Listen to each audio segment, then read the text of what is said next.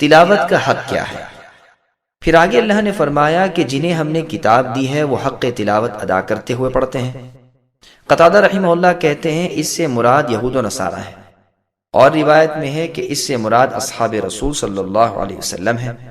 عمر رضی اللہ عنہ فرماتے ہیں حق تلاوت یہ ہے کہ جنت کے ذکر کے وقت سوال جنت ہو اور جہنم کے ذکر کے وقت اس سے پناہ مانگی جائے۔ ابن مسعود رضی اللہ عنہ فرماتے ہیں حلال و حرام کو جاننا، کلمات کو ان کی جگہ رکھنا، ہیر پھیر نہ کرنا وغیرہ، یہی تلاوت کا حق ادا کرنا ہے۔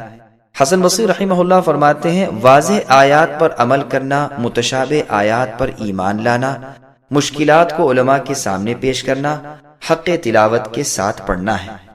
ابن عباس رضی اللہ عنہما سے اس کا مطلب حق اتباع بجا لانا بھی مروی ہے۔ پس تلاوت بمعنی اتباع ہے، جیسے والقمری اذا تلاہ میں ہے۔ ابو موسیٰ الاشعری رضی اللہ عنہ فرماتے ہیں قرآن کی اتباع کرنے والا جنت کے باغیچوں میں اترنے والا ہے۔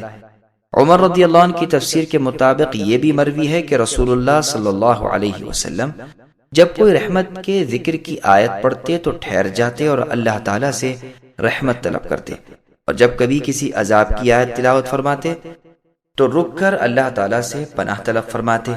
یہ روایت ابن ماجہ میں ہے۔